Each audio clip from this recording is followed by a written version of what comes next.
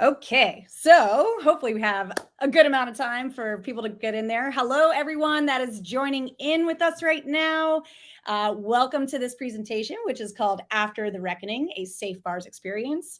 My name is Amy Ward. I use the she, they pronouns, and I am very happy to announce that I am the executive director of Safe Bars. I actually just started this last week after being with Safe Bars since about 2018. So today we're going to be doing a kind of group discussion on how things have changed over the last 2 years or so since the Me Too movement saw its time with the craft industry.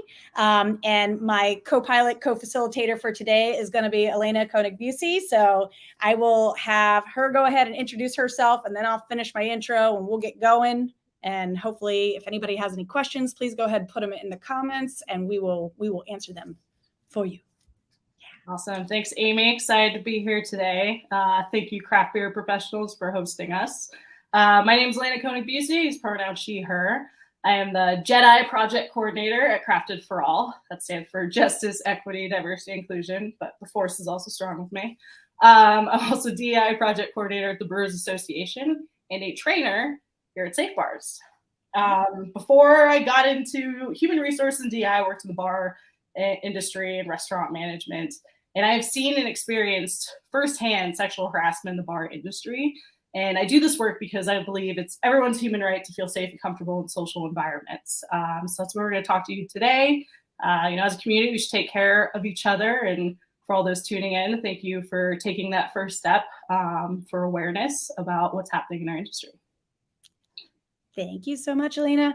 Yeah, so like I said, I have been with Safe Bars since 2018, but I also have about 20 plus years worth of experience in the hospitality industry. I am based out of Baltimore, Maryland, and I started my work here as a dishwasher in a crab house in Maryland when I was 14 years old, and then went around the entire part of the bar and restaurant world, including into the brewery space, and really found my happiness there, working in hospitality and working with guests. My background actually is also in health and wellness. So I have a couple of degrees in kinesiology, which is exercise physiology. It's a fancy way of saying that I'm a PE teacher, but what I have been doing most over the last 6 years has been working towards bridging the gap for people in our industry to try to get them to take a little bit better care of themselves so they can stay in this space and do the job that they love for a long time, and not just be done because their feet are broken or their hands are broken or whatever is happening, because we don't really have the resources to set ourselves up for success there.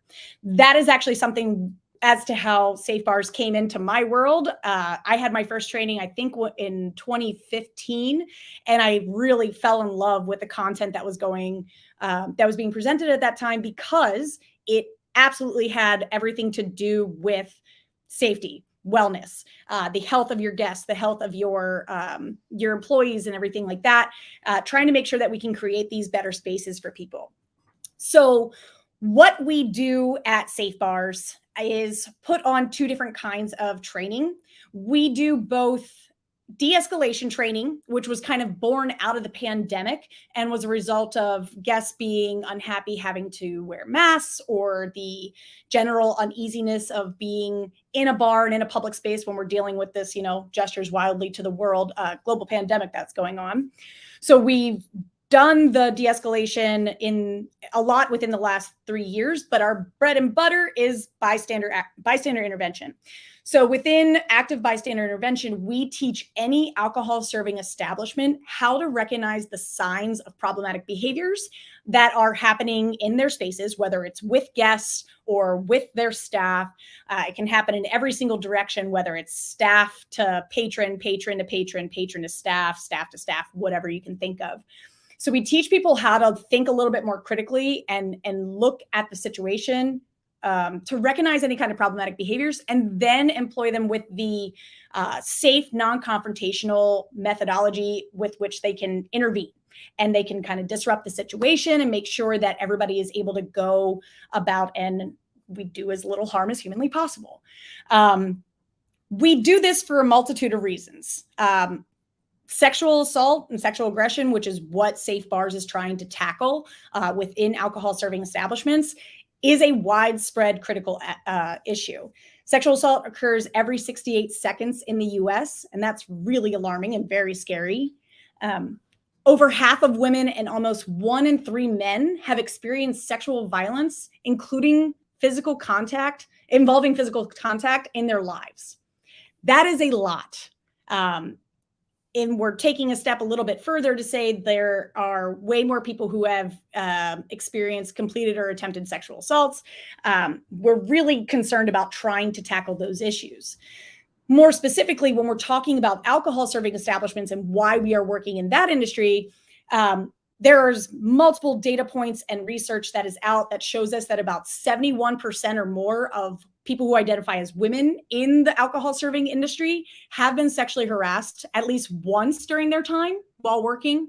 And this percentage is the highest of any industry reporting statistics on sexual harassment. So we have a issue that's happening throughout any alcohol serving space, whether it's a brewery, whether it's a restaurant, a bar, a nightclub, you name it, we have an issue that we have to address. The reason why it's impacting people in our industry as much is because of the tipped wage system that we're generally on. Tipped workers are generally harassed more significantly and more severely in every way measured than any non-tipped counterparts. Tipping, the wage related issues related to tipping, which could be a whole nother project and discussion in and of itself, is rooted in slavery. So there's a lot of issues related to the tipping within our alcohol serving establishments.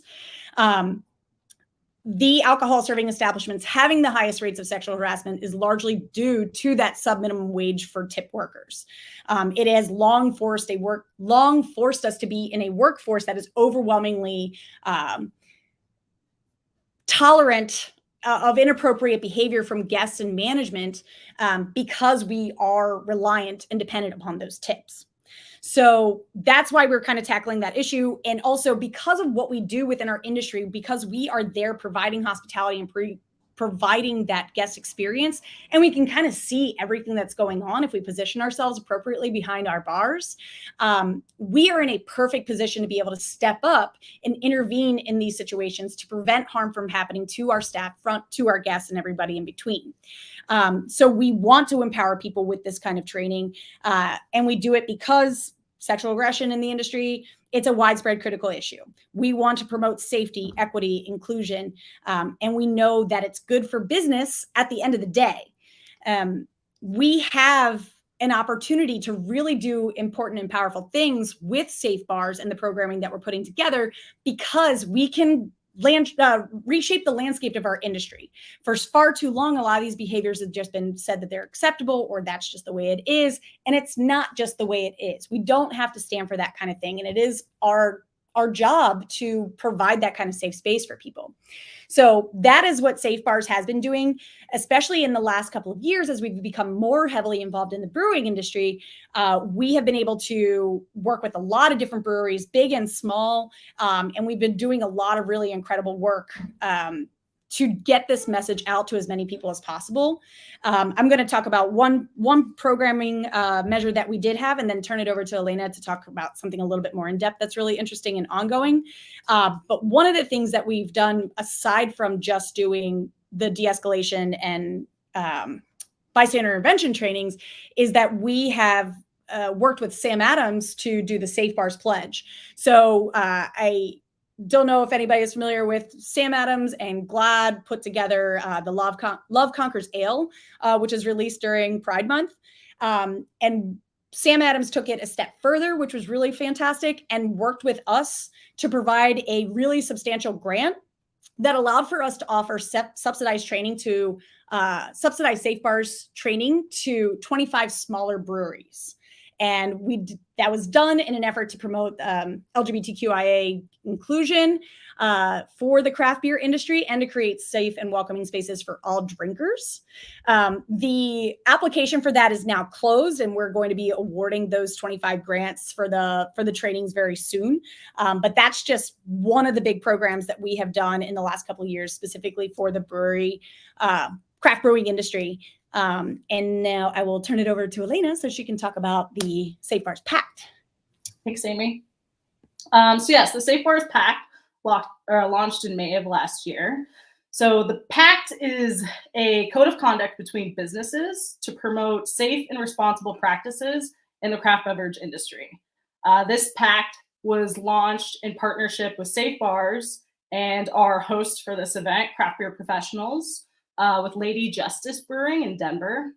Not Your Hobby Marketing Solutions, whose founder, Julie Rhodes, spoke earlier today, and Danny Calavuzzi, co-founder of Enswell Beer. And so that was founded to provide materials for businesses to show that they care about this subject matter, and that they're making efforts internally within their businesses to protect their guests and their staff.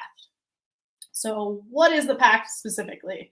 PACT, P-A-C-T, is an acronym for Promise of Awareness, Compassion, and Trust. Businesses who take the PACT are committing to a code of conduct which says that as a business, we are committed to being safe, welcoming place where our guests could have fun and good company. We are committed to being a safe and respectful place to work.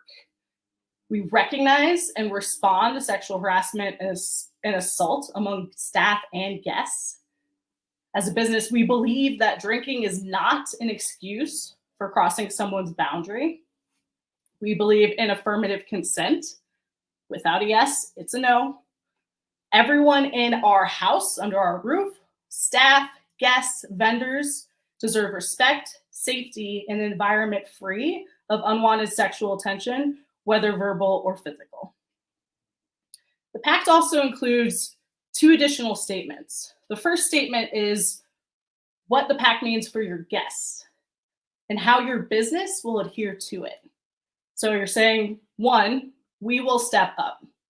If we see a guest being threatened, harassed, or interfered with, if someone doesn't listen to no, if we see a guest is uncomfortable in another person's company, and if that guest asks us for help, we will step up. The statement for businesses to guests, second item is we will respond. So if we see someone looking at you in an unwelcome way, if your partner, friend, or someone you just met is behaving in a way that's making you uncomfortable, if we think you're unsafe, if we hear offensive or derogatory language, we will respond.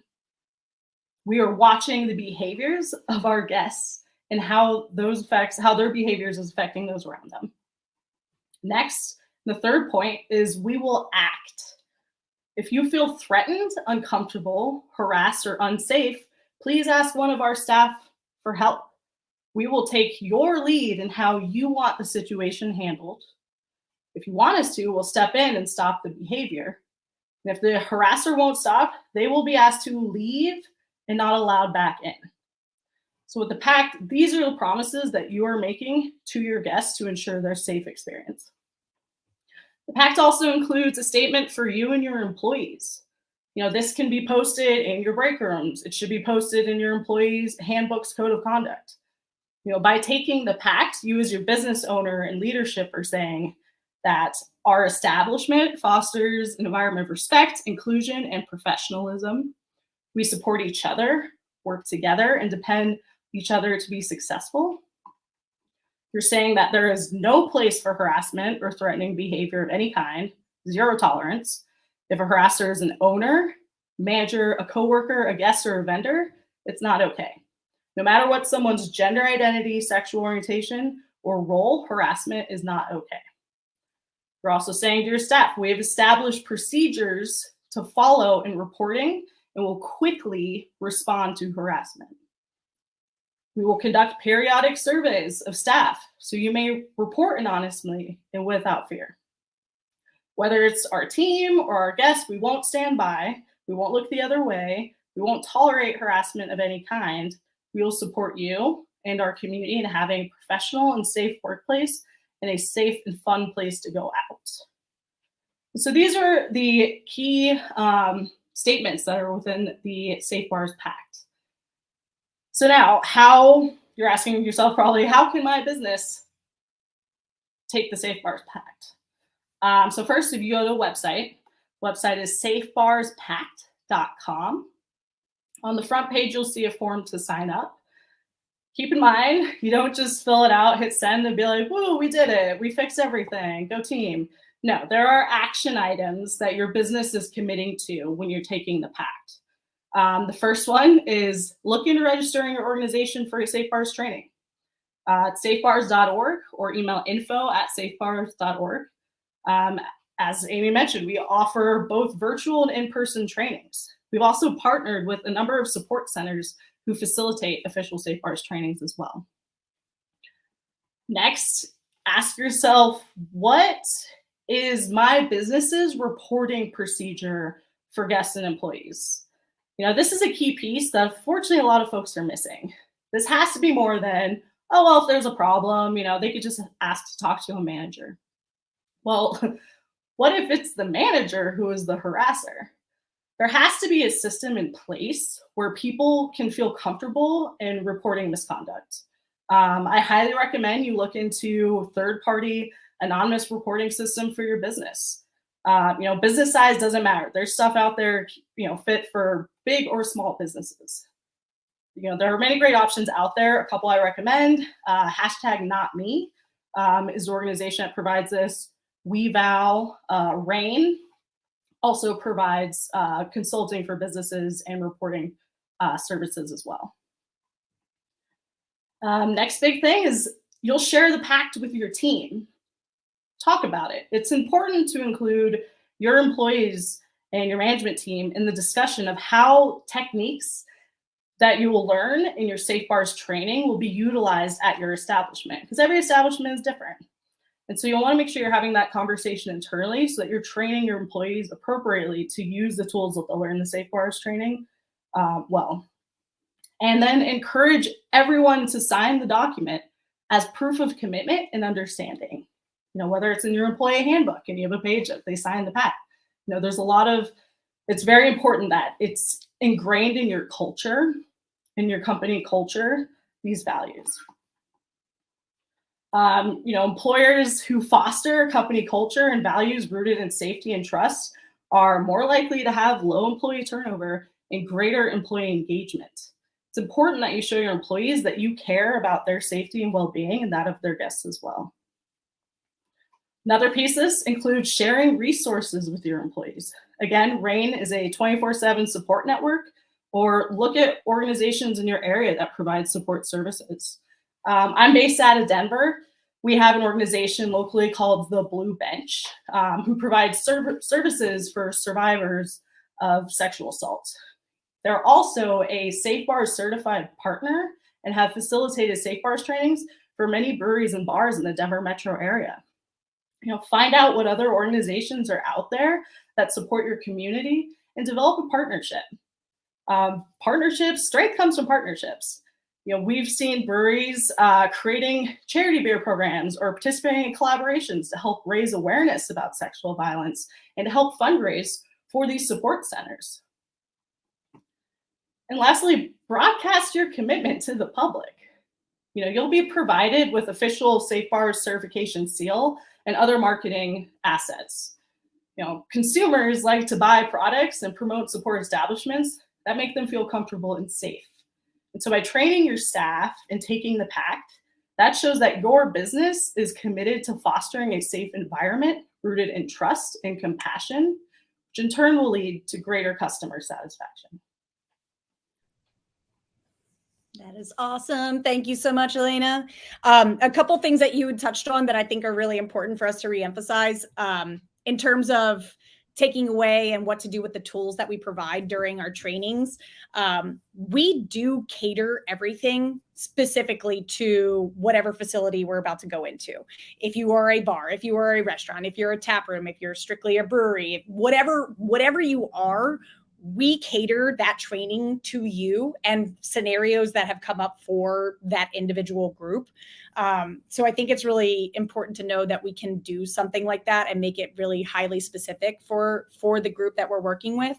The other part about what about just going to a manager? The biggest thing that we're trying to do as we've been doing these safe bar trainings, is to empower everyone, empower the entire staff to be able to get involved. It doesn't just have to be a person in a position of power that can intervene in these situations. We want everybody to feel comfortable using a methodology that works best for them.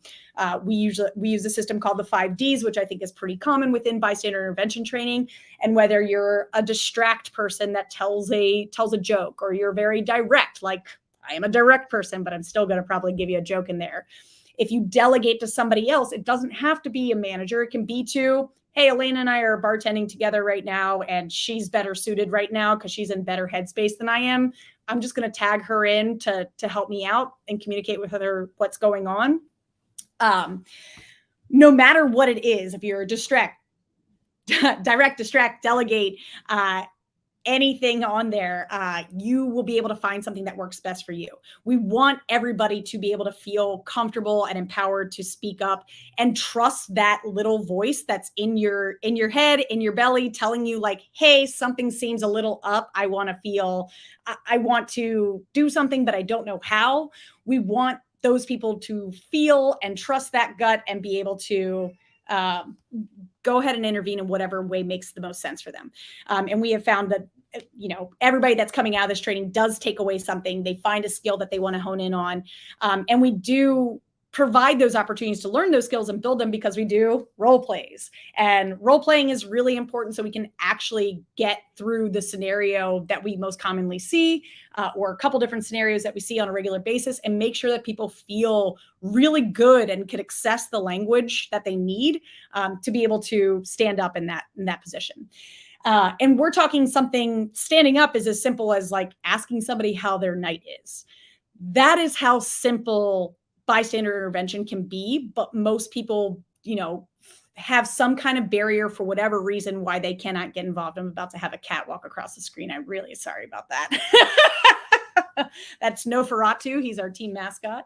But yeah, we have all those different ways in which we are able to really specify the training for the groups. And we want to empower everybody, not just the management, because also that really important thing of that, if there is a person in a position of leadership that actually is doing the harassment, we want to be able to have people know how to intervene in that situation as well.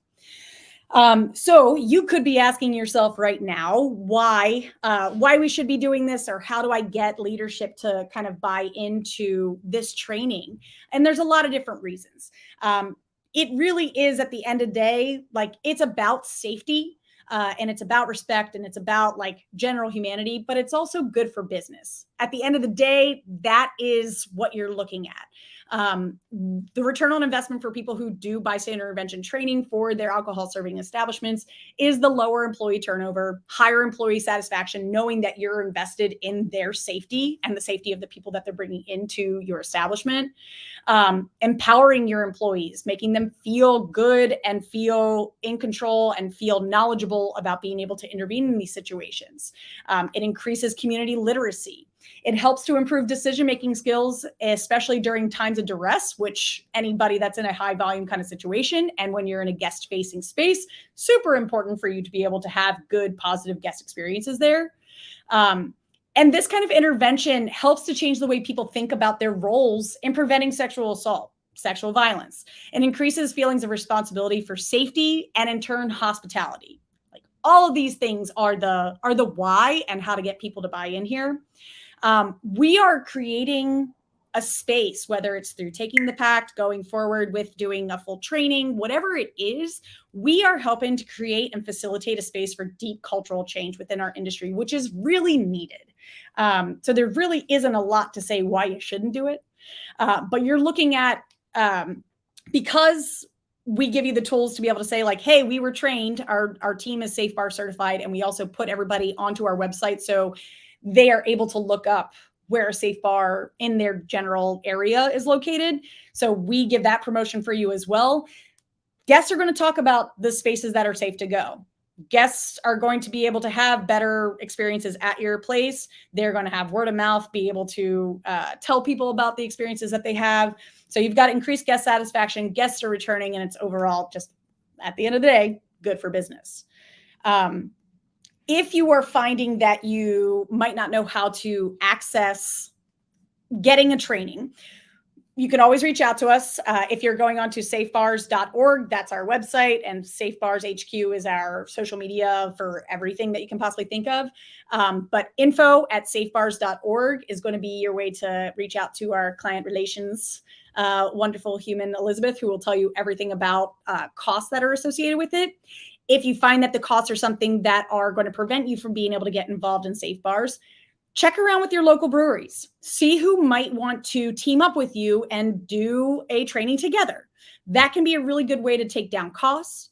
Also, as Elena had mentioned, Blue Bench is just one of the many chapters that we have actually trained up over time. So one of the third things that we do, the two primary trainings are the de-escalation and bystander intervention. But since the majority of the Safe Bars HQ people used to be in DC, but they're not anymore. We've got Denver, we've got Baltimore, we've got all over the place. We have a core group of trainers that will go out and train in your space. But we also go out and do a train the trainer session. So we have gone out to the middle of nowhere, Alaska. We have gone, all over the US to create chapters in that community itself. And then that community can be used that community chapter can be used as a resource for you to get your training done as well. So if it's not feasible to get us out there, or you want it in person and online, which we can always do, is not something that you want to pursue, you can always look up for the local chapters that are around you that might be able to provide that kind of Safe Bars training as well. So we have lists of everybody that we've trained up in our local chapters that can help you out for that too. So there's a multitude of ways in which you can get involved. There's a, overwhelming amount of information to say why you should do it. And we really haven't, there has been no negative feedback to the training that we do. Even if it's a slightly uncomfortable experience for people, we have to get into and be comfortable in the discomfort in order to learn and to make some change. So Elena, I don't know if you want to pop back on and talk about I don't know, you're like the most recent HQ trainer that we've gone through. If you want to talk about your experiences having trained as of late. Yeah. I mean, I think industry professionals are very receptive to this training. One thing that we heavily stress while we're doing this bystander training is that you're using your people skills, right? Hospitality, it's about being hospitable. It's about welcoming people in your environment, making them comfortable, getting them what they need. It's not hard to teach people in bystander training, how to step out, because they're all interacting with guests in their own unique ways. It's already use the tools and your people skills to intervene.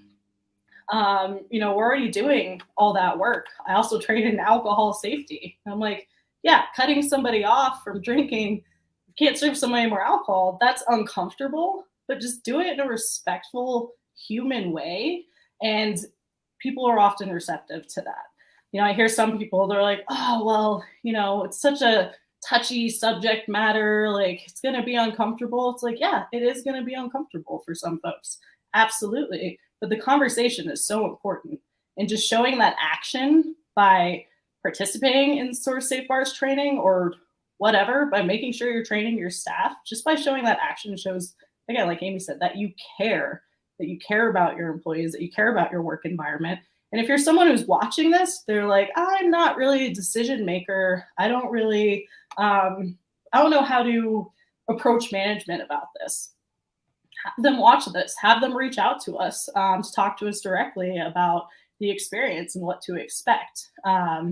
Because if it's something you truly care about, I hope they work in an environment that leadership will see that and respect that. And so, yeah, reach out to us anytime with any questions, but, it's definitely worth it. And, it's not a whole day training. It's not, it's not this long thing, and your certification, good for a year. It's just definitely worth it for your businesses, your establishments. And again, if you're not the decision maker, look more into it and connect, tell your leadership about it. Yeah, we are always here to answer any questions that you might have. Happy to, and I will happily jump on a phone call with anybody that wants to talk about the benefit of doing this or how they can get it into their area. So again, it's info@safebars.org, or my personal email is amy@safebars.org. Happy to answer all those questions for you. Really, it's just been such a tremendous impact that we've been having in the community, to be able to have these conversations, get a little bit of that discomfort so we can prevent a world of harm from happening to people that we care about. I think one of the best comments that I got over the last year, this was somebody who actually worked in the brewery, so like not the tap room, so they're in production side, and walked in, and this is a person who was ex-military, and they used he, him pronouns, but he walked in and he's like, "Is this another one of those consent trainings?" I just like laughed my arse off at that, because I was just like, oh geez. It's like, this person's not going to like this at all. And by the end of it, like, came out and said like, hey, I've been in the military for X amount of years. I've done this training so many times, and this is the most approachable way I've ever seen it done. And this broke it down for me in a way that actually like resonates with me. So took, is this one of those consent training things, and showed that it's actually a very helpful thing to do to learn and sharpen the soft skills that you already have, but maybe just don't know how to tune into just yet. That was probably one of my most favorite things that I experienced in the last year. But what we do is really important, and we're really good at it. And we really want to train everybody and spread the gospel of safety and equity in our beer spaces and our greater hospitality spaces. So don't know if anybody's really in and has comments or questions for us, but please feel free to shout them out to us now. We'd love to answer anything for you. We'll give that like a minute or so and see if anything pops up. In the meantime, Elena, did you have anything else? I think that's it. I'm just happy to be a part of Safe Bars, and it's so awesome to see how many people who have done this training and jumped on it. Yeah. Especially the last year. Yeah. It's been wild, but keep doing the good work. And again, just having participated and watch this, for all you watching, like, you've already made the first step. So yeah, the first step is tuning in. Yes. Yeah. Awesome. All right. Well, from our comment in the chat, we hope you get your local training next time, Matthew. Please let us know if we can help you out with that. If you want to take us to your local area, we can come do that, whatever it is. But yeah, please pass along this information. Have everybody just kind of take a look and see what we're about. Feel free to ask questions and reach out to us if there's anything that we might not have touched on. De-escalation training is 2 hours. Bystander intervention is 2.5 hours. It's really not that bad. We're also super entertaining. So please, just reach out to us and let us know how we can help you out. But we are super grateful to be here with Craft Brewers Professional on the virtual conference here today. If we don't have any comments, I think we might rock and roll on out of here. So thank you so much, Elena. I appreciate you joining me for this. Thanks, Amy. And thanks to Craft Beer Professionals and all the great sponsors who've made this a free event for all. Yes. Thank you so much. Right.